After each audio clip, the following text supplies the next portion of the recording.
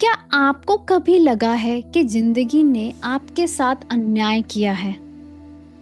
कि आपने मेहनत बहुत की पर आपको वो नहीं मिला जो दूसरों को आसानी से मिल गया? कि आप जिस रिश्ते के लिए तरसते रहे वो रिश्ता कभी आपको मिला ही नहीं? कि आपने अपनी पूरी जान लगा दी किसी एक चीज के लिए और अंत में सब कुछ टूट गया? अगर हाँ, तो आज की कहानी सिर्फ आपके लिए है। ये कहानी एक ऐसे योद्धा की है जो शायद इतिहास का सबसे बड़ा दानवीर था, जो सबसे वीर था, जो सबसे वफादार दोस्त था, पर जिसके साथ जिंदगी ने हर मोड़ पर अन्याय किया, जिसकी कहानी सुनकर आज 5000 साल बाद भी आंसू निकल आते हैं। उसका नाम था कर्ण। कर्ण की कहानी शुरू होती है एक राजकुमारी से। उसका नाम था कुंती। कुंती की उम्र थी सिर्फ 13 साल। एक राजकुमारी, बहुत सुंदर, बहुत मासूम। एक दिन उनके राज्य में आए महान ऋषि दुर्वासा।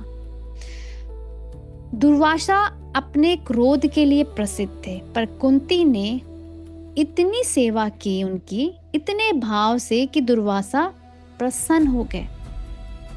जाते जाते उन्होंने कुंती को एक मंत्र दिया। बोले, बेटी, यह मंत्र तुम्हें एक अद्भुत शक्ति देगा।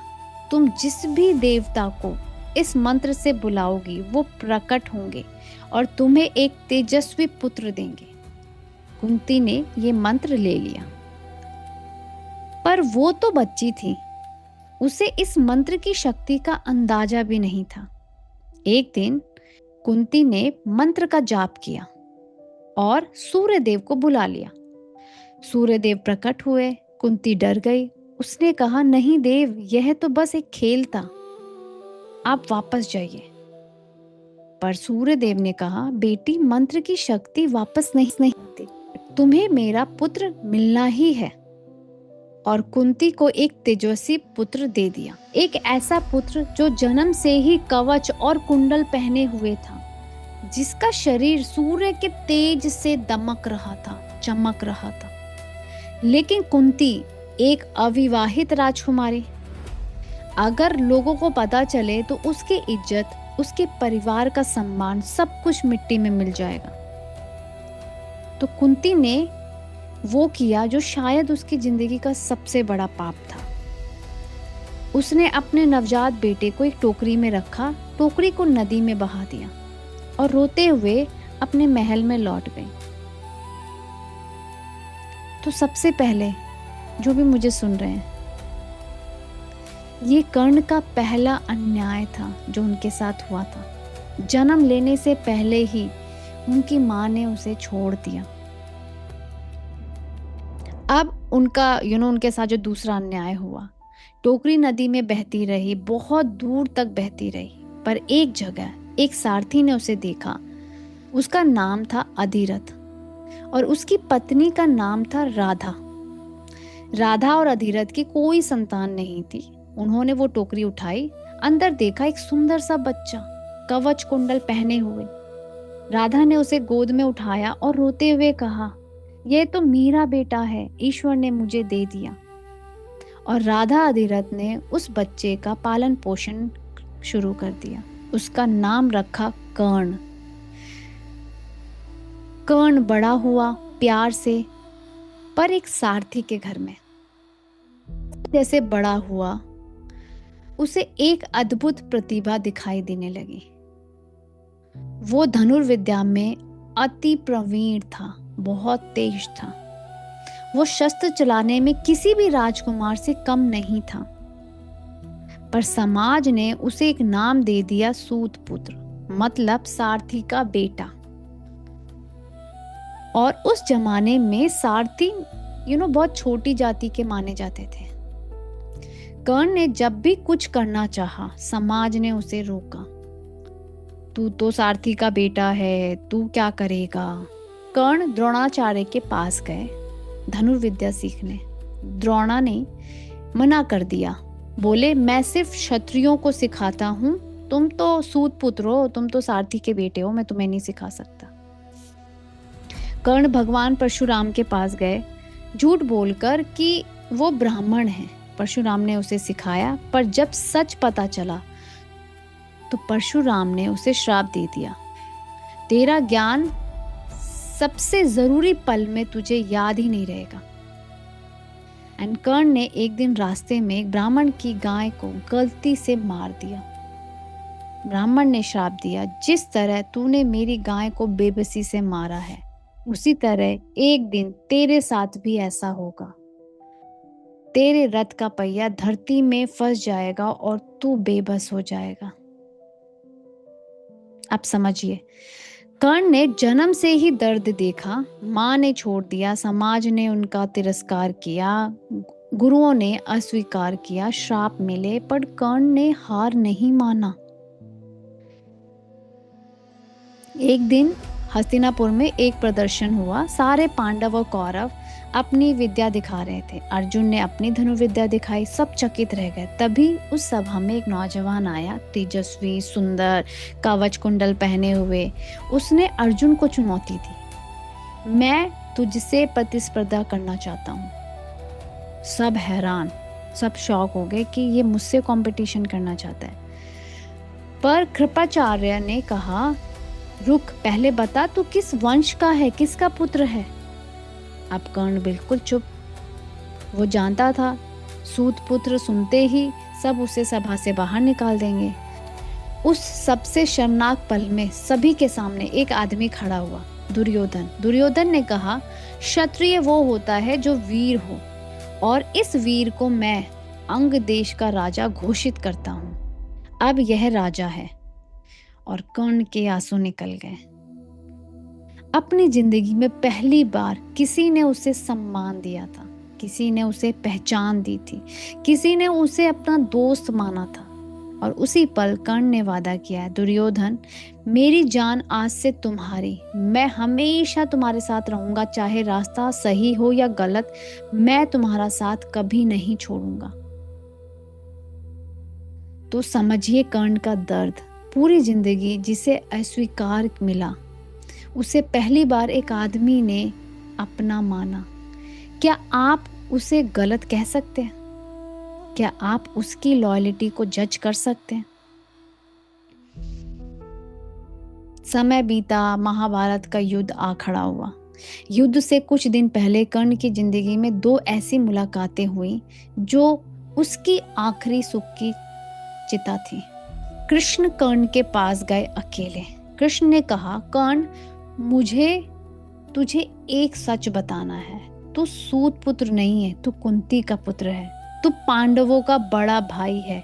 युधिष्ठिर, भीम, अर्जुन तेरे अपने भाई हैं। तू कौरवों का साथ छोड़ दे, तू ही असली राजा बनेगा। द्रौपदी भी तेरी रानी होगी। और कर्ण बिल्कुल शॉक्ड, वो कांप गया। उसकी पूरी जिंदगी एक झूठ थी। जिसके लिए वो लड़ रहा था वो उसके अपने भाई थे। पर फिर कर्ण ने एक बात कही, और जो आज भी इतिहास में सबसे महान शब्दों में गिना जाता है। कर्ण बोले, माधव, मुझे माफ कीजिए, मैं अब नहीं बदल सकता। जिस माँ ने मुझे छोड़ दिया, उसने मुझे टोकरी में बहा दिया। जिसने मुझे पाला वो राधा थी, अधिरथ था। तो मेरी असली माँ कौन? वो जो जन्म देकर भूल गई, या वो जिसने मुझे प्यार से पाला? और दुर्योधन, जब पूरी दुनिया मुझ पर हंस रही थी, तब उसने मुझे राजा बनाया। अब जब उसे मेरी जरूरत है, मैं उसे क्यों छोड़ दूं? केशव, मैं हार जाऊंगा, मैं मारा जाऊंगा, मैं ये सब जानता हूं, पर मैं अपनी निष्ठा से नहीं हटूंगा। बस आपसे एक प्रार्थना है, माँ कुंती को ये सच मेरे मरने के बाद बताइए, ताकि उन्हें भी थोड़ी देर पीड़ा कम मिले। कृष्ण ने उसे गले लगा लिया और कहा, कर्ण, तुम जैसा वीर इतिहास में दूसरा नहीं हुआ है और शायद कभी नहीं होगा।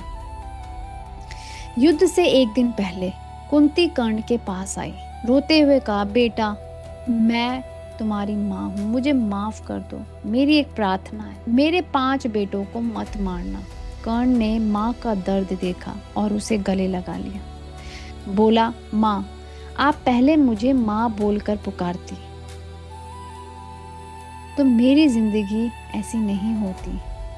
पर मैं आपको वादा करता हूँ, आपके 5 बेटे जीवित रहेंगे।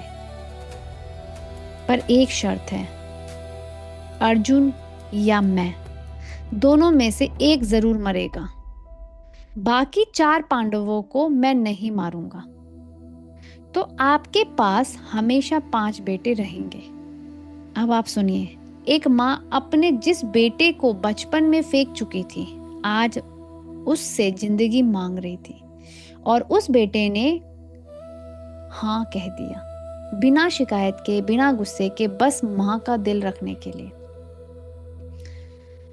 युद्ध शुरू हुआ। कर्ण लड़ा जैसे शेर लड़ता है। उसने पांडवों की पूरी सेना को कई बार हिला दिया।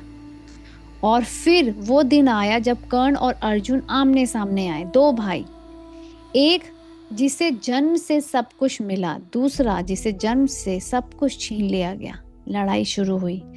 दोनों के बाण आसमान में आग बरसा रहे थे। तभी कर्ण का रथ का पहिया धरती में फंस गया और वो ब्राह्मण का श्राप पूरा हो गया। कर्ण रथ से उतरा, पहिया निकालने लगा, तभी परशुराम का श्राप भी पूरा हुआ। उसे सबसे जरूरी मंत्र, ब्रह्मास्त्र का मंत्र, याद ही नहीं आया। बेबस, निशस्त्र, पहिया निकलता हुआ कर्ण ने अर्जुन से कहा, पार्थ, क्षत्रिय धर्म कहता है निशस्त्र पर वार मत करो, मुझे एक पल दो। अर्जुन एक पल रुका, पर तभी कृष्ण ने कहा, नहीं अर्जुन, ये क्षत्रिय धर्म की बात नहीं है, यह अधर्म का अंत है, मार दो। कर्ण ने आंखें बंद की, मुस्कुराया और कहा, माधव, मैं समझ गया। अर्जुन के बाण ने कर्ण की छाती को भेद दिया। कर्ण गिरा धरती पर, खून बह रहा था, पर उसके चेहरे पर एक अजीब शांति थी, जैसे आखिर जिंदगी ने उसके साथ जो अन्याय किए थे सब अब खत्म हो गए। जैसे आखिर वो अपने पिता सूर्य के पास जा रहा हो, जैसे आखिर वो अपनी आखिरी सांस में भी किसी से कुछ मांगने के बजाय कुछ दे रहा हो। और जानते हैं, कर्ण की आखिरी सांस से पहले कृष्ण खुद एक ब्राह्मण के रूप में आए दान मांगने। कर्ण के मुंह से खून बह रहा था और उसने कहा, मांगो, आज भी कुछ है जो मैं दे सकता हूँ।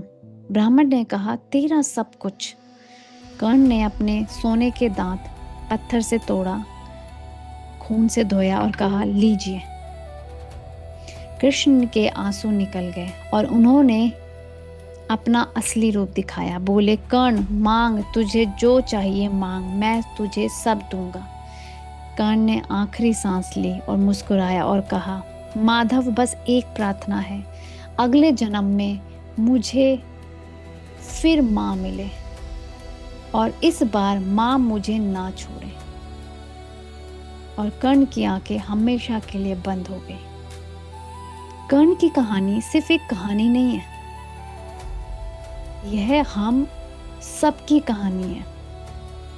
हम सब कभी न कभी कर्ण बनते हैं। जब समाज हमें जज करता है, जब हमारे अपने छोड़ देते हैं, जब हम मेहनत करते हैं और मान्यता नहीं मिलती, जब हम सबसे ज़्यादा प्यार देते हैं और बदले में दर्द मिलता है, ऐसे पल में कर्ण की कहानी हमें सिखाती है, पहली बात, आपका जन्म आपकी कीमत तय नहीं करता, आपका कर्म तय करता है। दूसरी बात, आप अगर दानवीर हैं, अगर आप वफादार हैं, अगर आप ईमानदार हैं, तो लोग चाहे आपको कितना भी अपमान करे, अस्वीकार करे, इतिहास आपको कभी नहीं भूलेगा।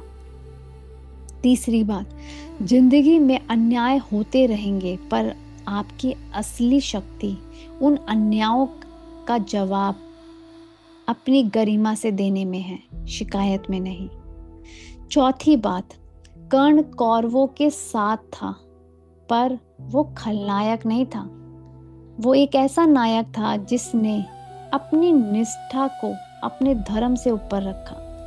कभी कभी सही और गलत के बीच का फासला बहुत पतला होता है।